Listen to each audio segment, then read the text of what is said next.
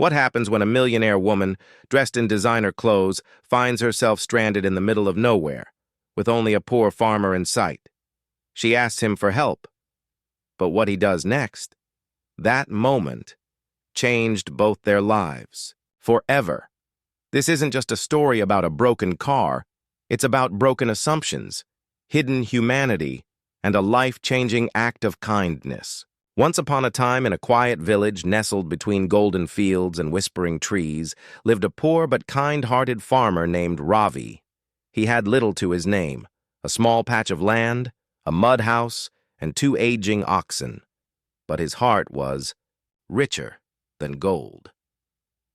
One hot afternoon, as Ravi rested under the shade of a neem tree after a hard day's work, he saw a luxury car slowing down near the edge of his farm. It sputtered, coughed, and stopped. The doors opened, and out stepped a woman dressed in an elegant business suit, heels sinking slightly into the dusty road. She was clearly out of place. Ravi stood up and walked over, wiping his hands on his dhoti. "Madam, is everything okay?" The woman, Alina, looked flustered. A self-made millionaire, she was on her way to a big conference in the city. But now, stranded with no signal, no internet, and no idea where she was, panic had begun to creep in. "I think my car broke down," she said. "Can you call someone?" Ravi looked at the car, then at her. "There's no mobile signal here, but if you don't mind waiting, I can take a look. I'm no mechanic, but I've fixed a tractor or 2. Alina hesitated. This man, dusty, humble, barefoot. Could he really help? But she had no choice. She nodded. Ravi opened the hood, wiped some sweat off his brow, and got to work. An hour passed. He borrowed a few wires from his own tool shed, gave the engine a good tap or 2, and finally, the engine roared back to life. Alina was stunned. She offered him money, a lot of it. But Ravi simply shook his head and smiled. "Madam, you looked like you needed help. That's all that mattered. I didn't do it for money." Alina was speechless. In her world, everything came with a price. But this man, he just gave, without expecting anything in return.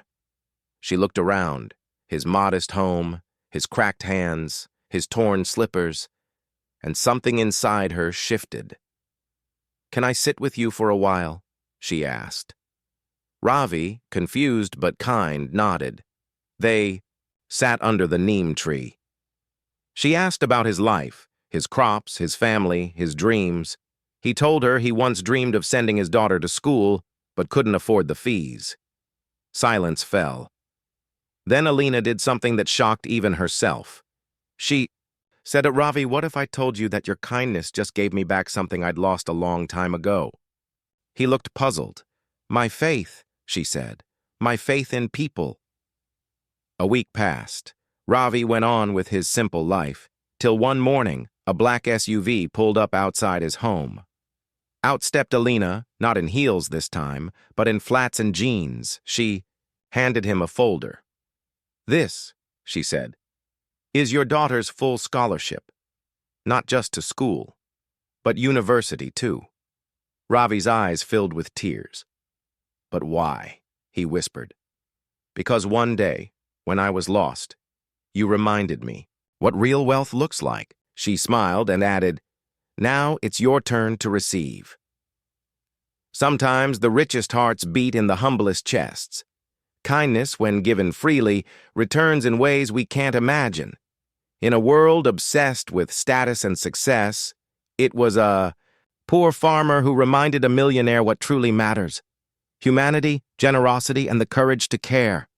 If this story touched your heart, share it with someone who still believes in the power of kindness. What would you have done in Alina's place? Tell us in the comments. Like, subscribe, and hit the bell icon for more real, heartwarming tales from Kindness Echoes. Until next time, keep echoing kindness.